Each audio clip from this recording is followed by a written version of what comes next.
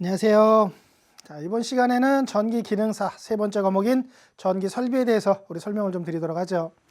자, 전기 설비는 첫 번째 용어의 정의, 두 번째는 가공인 입선, 세 번째 연접인 입선, 이 세 가지에 대해서 간단하게 정리를 한번 해보도록 하죠. 자, 먼저 우리 용어의 정의, 요거 외에도 용어들은 참 많아요. 우리 전기 설비 기술 기준이라는 우리 전기 쪽에선 거의 법에 가까운 그 내용들인데 어마어마하게 많은 이런 용어들이 있지만 그중에 간략하게 우리 한 6개 정도만 좀 제가 우리 정의를 좀 드릴 거예요. 시험에 우리 안 나오는 내용까지 다 우리가 하기에는 좀 우리 범위가 너무 넓다는 얘기예요. 자, 간단하게 몇 개만 한번 보면, 자, 급전소다라고 얘기를 하는 건, 급전소는 전력계통 운용에 관한 총 지시라는 것이다. 전력계통 운용에 관한 지시라는 것, 이게 우리 누구 급전소다. 그냥 이렇게 좀 보셔도 돼요. 급전소라는 건 원래 표현대로 하면 급전이라는 건 전기를 급하게 보내는 거예요. 우리 버스도 완행이 있고 급행이 있죠. 급행은 정거장 안 거치고 다이렉트로 가는 게 급행이죠. 전기도 마찬가지예요. 중간에 전기를 어디 뽑아 쓰지 않고 내가 원하는 곳까지 다이렉트로 직접 보내는 걸 우리가 급전이라고 얘기를 해요. 그러한 장소를 급전소라고 하는데 그 내용하고 지금 용어하고는 약간 좀 갭이 있어요. 그래서 급전소를 우린 이렇게 한번 볼 거예요. 전력계통의 운용에 관한 총 지시라는 것이다. 그러면 우리가 이렇게 한번 보시면 될 것 같아요. 공항의 관제탑 같은 기능이다. 그래서 공항에서 우리 관제탑에서는 어떻게 돼요? 비행기가 내려오면 몇 번 우리 활주로로 착륙하세요. 몇 번 활주로에 있는 비행기 이륙하세요. 라고 우리 누구 다 지시를 내려주죠. 그런 역할을 하는 게 급전소구나 라고 좀 보시면 될 것 같고, 그래서 문제에 우리 나오는 유형은 다음 중 급전소라고 물어보면 전력계통 운용에 관한 지시라는 장소 찾으면 되고, 거꾸로 전력계통 운용에 관한 지시라는 장소는 어디냐라고 물어보면 급전소 찾을 수 있으면 되겠네요. 그래서 양쪽 다 물어볼 수 있으니까 확인 한번 해두시고, 자, 개폐소다라고 얘기하는 건 전로를 개폐하는 장소를 얘기하더라. 개폐소 그러면 개로 열었다, 폐로 닫았다, 회로를 열었다 닫았다는 이러한 장소를 우리가 개폐소라 그래요. 그래서 전로를 개폐하는 장소, 열었다 닫았다는 장소를 개폐소라고 얘기를 하더라. 그런데 발전소, 변전소, 수용가를 뺀 나머지 장소, 그러니까 발전소도 개폐소에 들어가지 않고 변전소도 개폐소를 쓸 수 없고 우리 수용가, 전기를 공급받는 이런 우리 수용가도 개폐소로는 사용이 안 된다. 얘네들을 뺀 나머지 전로를 열었다 닫았다 할 수 있는 장소를 우리가 개폐소라는 표현을 쓰더라. 참고 한번 해두시면 되고, 이렇게 뭐 개폐소에 대해서 중요하게 물어보진 않아요. 대신 뭐 아닌 걸 틀린 걸 찾으시오라는 형태에 추가될 수 있으니까 확인 정도만 해두시고, 조상설비 그러면 조상설비라는 건 전력계통의 무효전력을 우리 조절하여 역류를 조절하는 설비, 얘가 누구? 조상설비다. 그래서 무효전력을 조절해서 누굴 조절해준다? 역류를 조절해주는 설비를 얘기를 하는구나. 그래서 우리 조상설비라는 건 크게 한 4가지 정도로 얘기를 해요. 뭐 동기조상기, 전력용 콘덴서, 그 다음에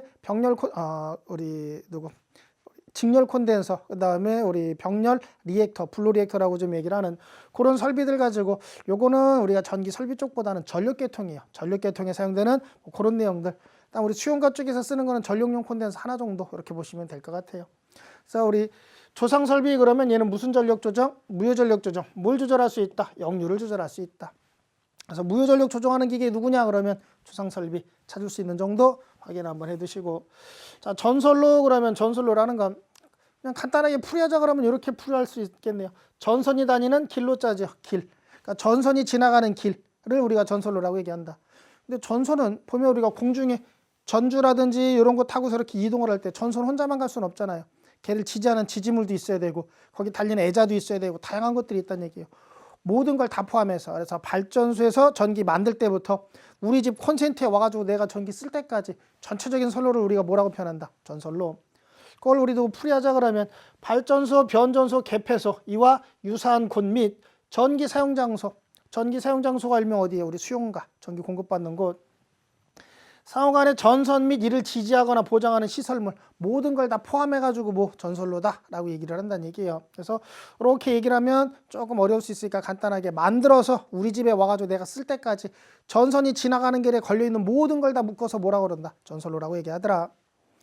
자, 그 다음에 우리 지지물 그러면 이 지지물은, 자, 뭐를 지지하는 것들? 전선을 지지하는 지지물들은 크게 나누면 목주, 철주, 철근 콘크리트주, 철탑 이와 유사한 시설물로 전선을 지지하는 게 주 목적이다. 그래서 앞으로 우리 지지물 그러면 4가지, 나무로 만든 목주, 철로 만든 철주, 우리가 가장 많이 사용되는 철근 콘크리트주, 그 다음에 우리 철근 콘크리트주 다음으로 아마 철탑이 많지 않을까. 철주도 그렇게 많이 보이지는 않는 것 같아요. 얘네 우리 네 가지가 누가 되겠다. 지지물. 다음 중 지지물이 아닌 걸 찾으시오.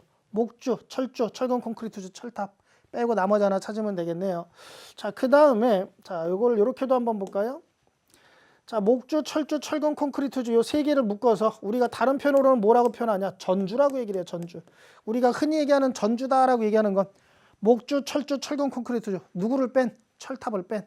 철탑 뺀 나머지를 우리가 묶어서는 그냥 전주 이렇게도 좀 표현을 해줘요. 자, 그래서 앞으로 우리 전주라고 나오면 아 누구 얘기하는 거구나. 철탑 뺀 나머지 모든 지지물 다 묶어서 얘기하는 거구나. 자, 확인 한번 해주시고 자, 그 다음에 우리 지중관로라고 나와 있는 거는 앞으로 지중자가 들어가면 자, 지중자가 들어가면 땅지자의 가운데 중자예요. 땅 가운데로 가는 거. 앞으로 땅 속에 들어가 있는 거는 무조건 앞에 무슨 말이 붙는다? 지중자가 붙을 거예요. 그래서 지중 보이면 아, 땅 속으로 가는 거구나. 땅 속에 연결된 관으로 된 길로 짜죠. 길. 아, 지중 땅 속으로 관으로 생긴 길. 얘가 누구다? 지중관로구나. 그래서 지중 전선로, 지중 약전류 전선로, 지중 광섬유 케이블선로. 지중에 시설하는 우리 누구 수관, 수도관 얘기하는 거 수도관. 그다음에 가스관. 이들을 부속하는 부속함. 요거까지 다 포함해서 뭐 지중관로라고 얘기하더라. 아, 땅속에 가는 게 우리 전기만 쓰는 게 아니라 수도관도 땅속으로 가, 도시가스관도 땅속으로 가죠. 얘네들도 다 포함해서 지중 땅속에 들어가 있는 관으로 만든 길, 얘를 다 지중관로라고 얘기하는구나. 우리 전기 쪽에서 쓰는 거는 지중전선로, 지중약전류 전선로, 지중광섬유 케이블선로. 얘네들이 우리 전기 쪽 또는 우리 누구 통신 쪽에 쓰는 것들이죠. 다음 중 지중관로의 종류가 아닌 걸 찾으래요. 지중전선로, 지중약전류 전선로, 지중광섬유 케이블선로 빼고 나머지 하나 찾을 수 있는 정도 확인 한번 해두고 그 다음에 수관, 가스관 얘네를 부속하는 부속함까지 다 합쳐서 지중관로라고 얘기하는구나. 이렇게만 좀 확인 한번 해두시죠. 이렇게 해가지고 우리 6가지 용어에 대한 내용들은 간단하게 한번 정리를 해봤고 시험에는 어떤 형태로 나오는지 한번 우리 간단하게 몇 문제만 한번 풀어보도록 하죠. 첫 번째, 전력계통의 운용에 관한 지시라는 것. 전력계통 운용에 관한 총 지시를 하는 것. 자, 우리 전력계통에 대한 우리 뭘 지시를 내리는 건 누구다? 우리 급전소가 하는 역할이라 했죠. 급전소. 그래서 개폐소는 전로를 열었다 닫았다 하는 장소. 발전소는 전기 만들어내는 장소. 변전소는 전기를 변화시켜주는 장소가 누구? 변전소가 되겠네요. 그래서 우리 전력계통 운용에 관한 지시라는 것은 누굴 얘기를 한다? 급전소를 얘기를 하더라. 2번 가공전선로의 지지물이 아닌 거. 밑줄 칠게 누구 아닌 거? 지지물이 아닌 거. 지지물 그러면 네 가지 있다 그랬죠. 목주, 철주, 그 다음에 철근 콘크리트주, 그 다음에 철탑. 요 네 가지가 우리 누가 되겠다? 우리 지지물이라 그랬네. 아닌 거 목주, 지선, 철근 콘크리트주, 철탑. 아닌 건 2번 되겠네. 지선. 자, 그 다음에 요것도 시험 문제니까 한번 볼까요? 철근 콘크리트주. 우리가 흔히 요즘에 우리 시가지에는 우리 도심지 같은 데는 다 요거 우리 누구 안전상 문제랑 우리 환경적인 문제 때문에 전주를 다 없애고 있어요. 지금 전주를 다 없애고 다 어디로 땅속으로 묻고 있죠. 요즘은 다 지중화 공사를 하고 있고 아직까지도 전주들이 좀 남아 있는데 우리가 흔히 쳐다보는 건 누구예요? 콘크리트 안에 철근 박아가지고 한 철근 콘크리트주. 얘를 가장 많이 보이죠. 그래서 가장 많이 사용되는 거, 가장 많이 사용되는 지지물이 뭐냐고 물어보는 이런 형태의 문제도 있어요. 그래서 지지물 중에 가장 많이 사용되는 게 누구냐 그러면 누구 찾자? 철근 콘크리트죠. 지지물 중에 가장 튼튼한 거 그러면 튼튼한 건 어떤 거냐 그러면 철탑 찾으면 되겠죠. 가장 우리 누구 튼튼한 거. 그래서 우리 철탑은 어디 쓴다? 송전선로 쪽에 전선의 굵기가 아주 굵은 곳에만 사용되는 게 철탑이죠. 그래서 얘는 우리 지지물이 아닌 거는 누구다? 지선 확인 한번 해두시고. 그래서 우리 지지물 종류는 목주, 철주, 철근 콘크리트주, 철탑 네 가지 있더라.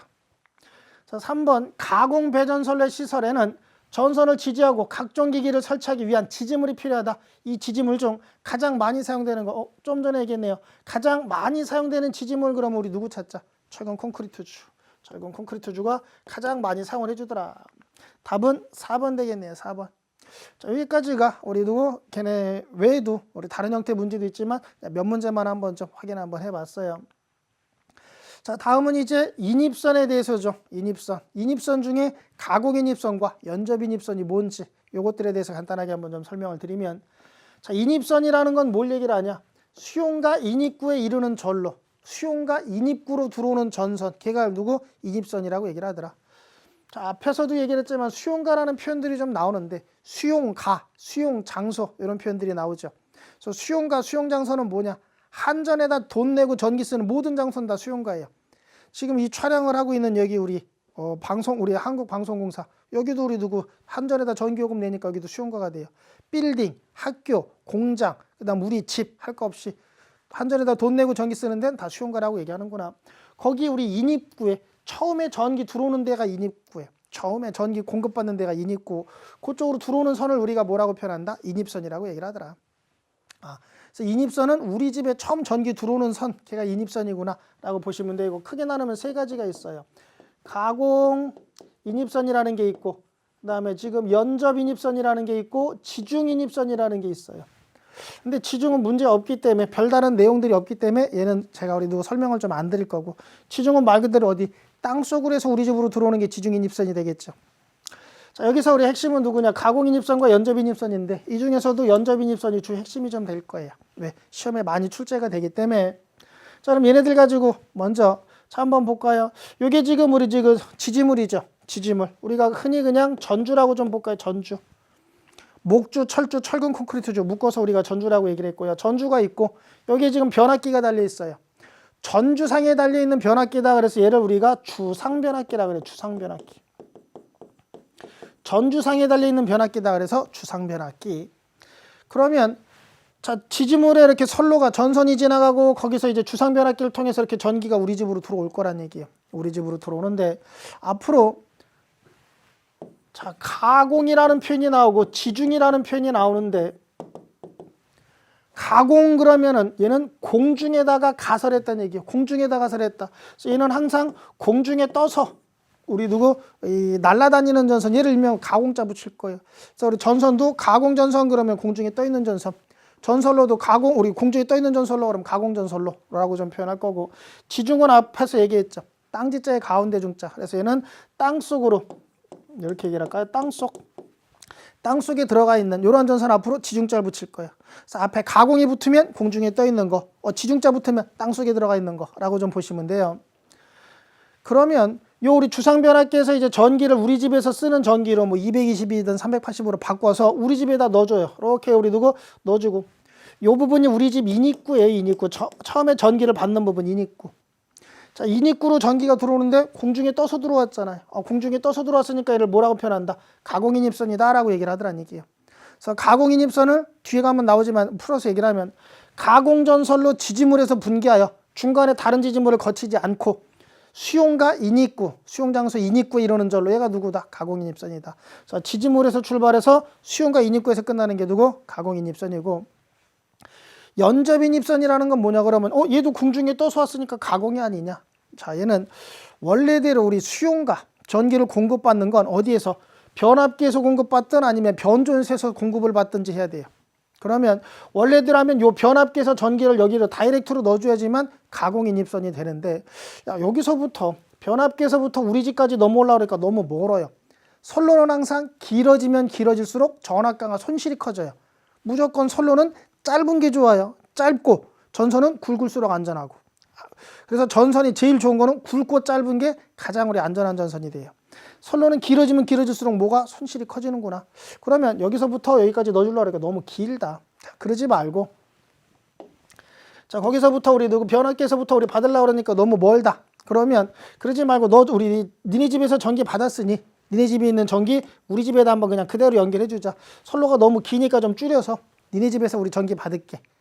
그러니까 옆집에서 이렇게 따다가 전기 공급받는 이러한 인입선, 인접한 곳, 근접한 곳에서 우리 공급받는 인입선이다. 그래서 무슨 인입선? 연접 인입선이라 그래요. 그래서 얘네 둘의 차이점 한번 볼까요? 가공 인입선이라는 건 어디서 출발하냐? 지지물에서 출발해가지고, 지지물에서 어디로? 수용가로 들어오는 전선. 지지물에서 출발해서 수용가 인입구로 들어오는 전선을 우리가 가공인입선이다 라고 얘기를 하고, 연접인입선이라는 건, 연접인입선은 다른 수용가 인입구에서 출발해서 어디로? 다른 수용가 인입구로 들어가는, 얘가 우리 누가 되겠다? 연접인입선이 돼요. 두 가지 인입선의 차이점. 지지물에서 출발해서 수용가로 들어오면 가공인입선, 수용가에서 다른 수용가로 넘어가면 누가 돼? 연접인입선. 이해하시겠나요? 그 차이점. 그래서 요것도 풀어서 이제 뭐 뒤에 가면 나올 거고, 문제 물어보니까 한 수용장소 인입구에서 출발하여 다른 지지물을 거치지 않고 다른 수용과 인입구에 이르는 절로 얘가 누구다? 연접 인입선이 될 거다. 그래서 두 개에 대한 차이점 한번 좀 얘기 드렸어요. 가공과 연접의 차이점. 지중은 이렇게 나와가지고 어디로 땅속으로 들어가는 게 얘가 누가 될 거고 지중인 입선이 돼요. 근데 굳이 얘는 안 봐도 큰 무리 없다라고 얘기를 했고, 자 지금부터 가공인 입선과 연접인 입선 두 가지만 얘기를 할 거예요.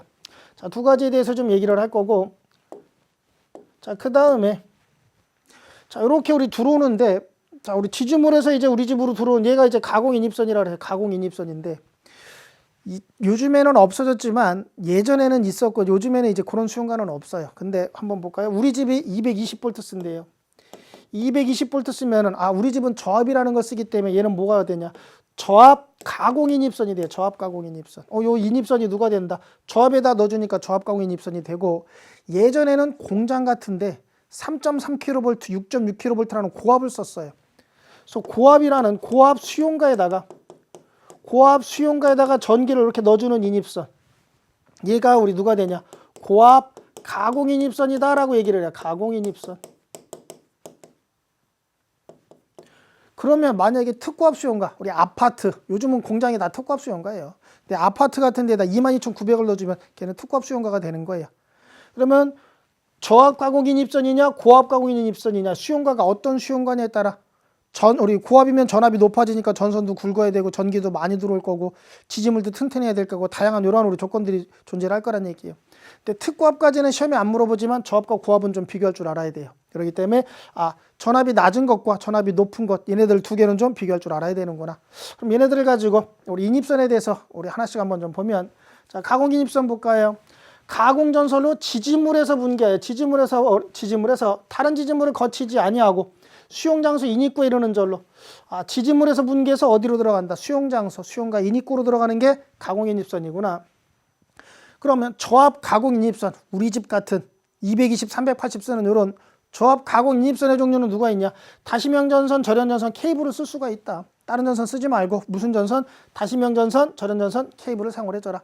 앞 글자 따서 다, 절, 케, 이러고 좀 기억을 좀 해두시면 될 것 같네요.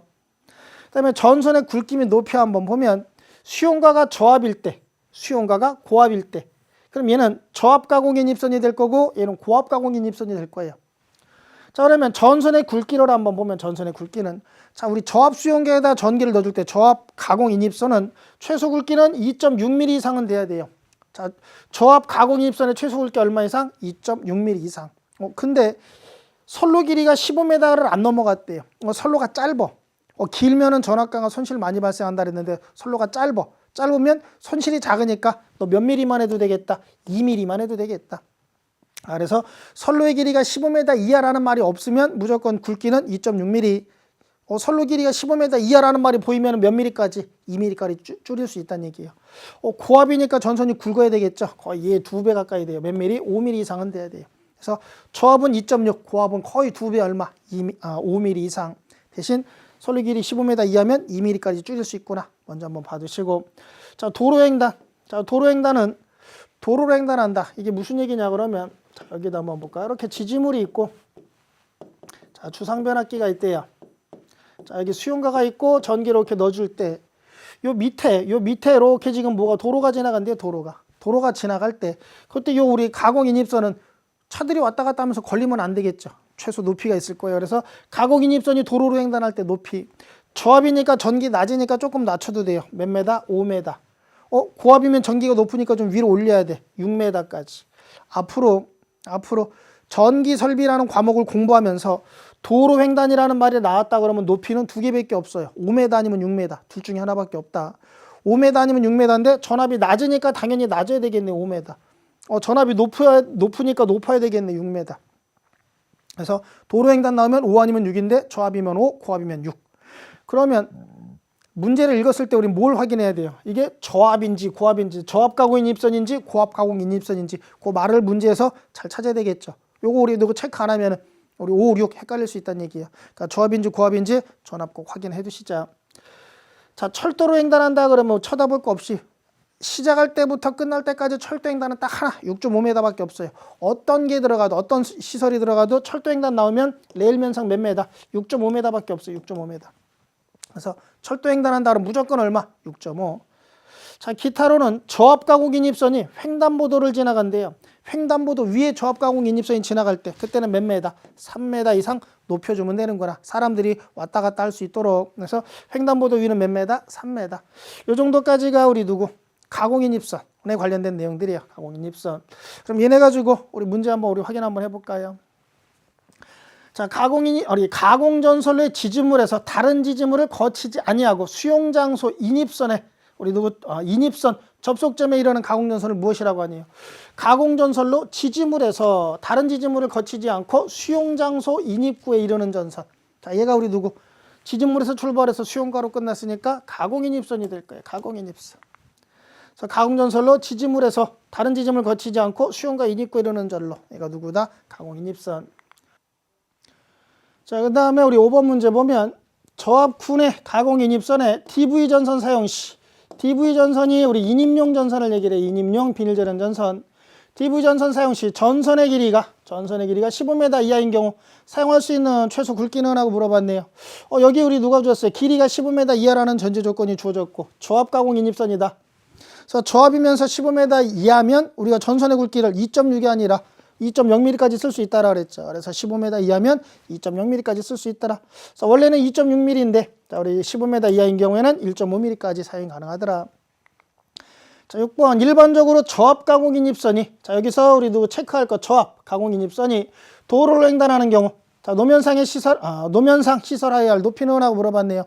저압이면 5m, 고압이면 6m.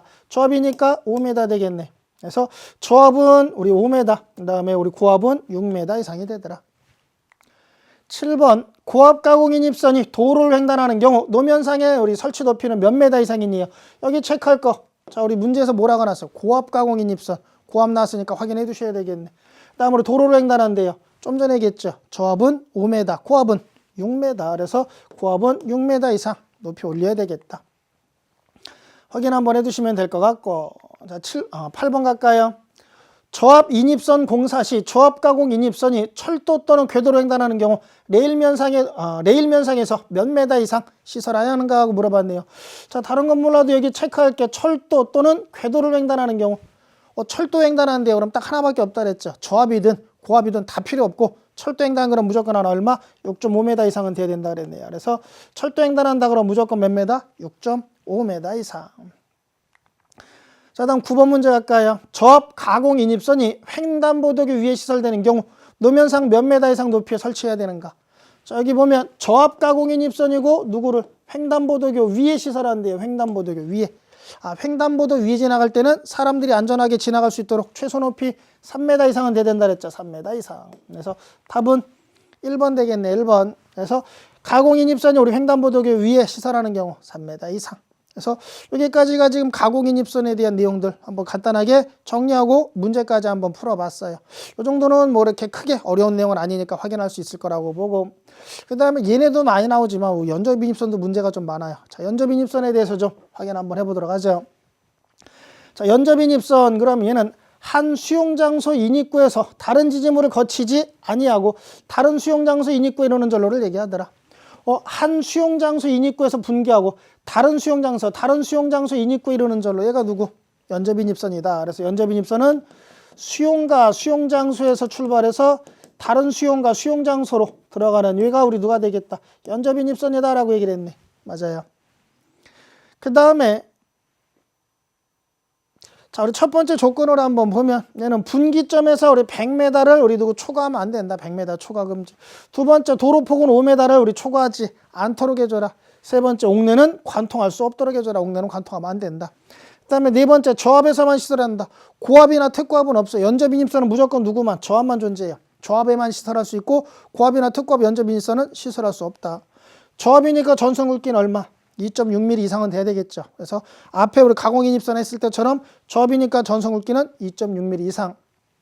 단 전선의 길이가 15m 이하면 얼마까지? 2mm까지 할 수 있다 그랬죠. 똑같아요. 조건은 똑같구나.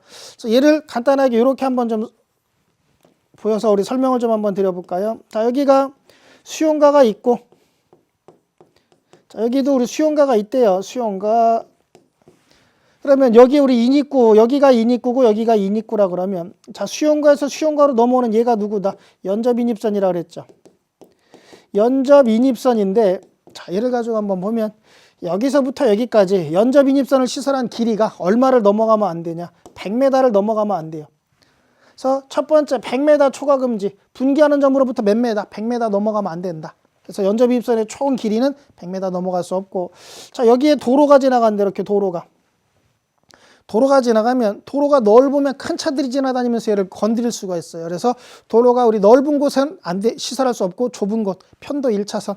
그래서 도로 폭이, 얘네들 폭이 얼마? 5m 넘어가는 곳은 시설하지 말아라. 그래서 5m를 넘어가면 안 된다. 도로 폭은 두 번째 조건, 폭 5m를 초과하는 도로는 횡단하지 않을 것.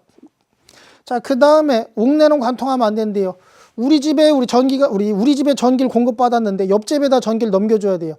근데 옆집 넘겨줘야 되면 밖으로 빼가지고 5개로 넘겨가지고 전선을 빼줘야지. 우리 집 벽 뚫고서 옆집에다 해주면 집주인이 좋아할 사람이 없을 거 아니에요. 우리 집 구멍 뚫는데. 그러니까 들어오면은 뭐 해줘라? 밖으로 돌려라. 옥내는 뚫고서 옆집에다 우리 넘겨줄 수 없다. 옥내는 관통을 할 수가 없다. 얘네들이 우리 연접 인입선에 대한 별거 아니지만 출제가 잘 돼요. 같이 한번 연접 인입선에 대한 내용들 가지고도 어떤 형태의 문제가 나오는지 확인 한번 해보고, 얘네들 가지고 우리 누구 출제되는 게 맞는 거 틀린 거 우리가 좀 확인할 수 있어야 된다는 얘기예요. 확인 한번 해보시면, 자, 문제 한번 10번 한번 볼까요? 하나의 수용장소의 인입선 접속점에서 분기하여 지지물을 거치지 아니하고 다른 수용장소의 인입선의 접속점에 이르는 전선은 하고 물어봤네요. 여기서 하나의 수용장소 인입점에서 접속점에서 분기하여 지지물을 거치지 아니하고 다른 수용장소 인입선의 접속점에 이르는 전선이래요.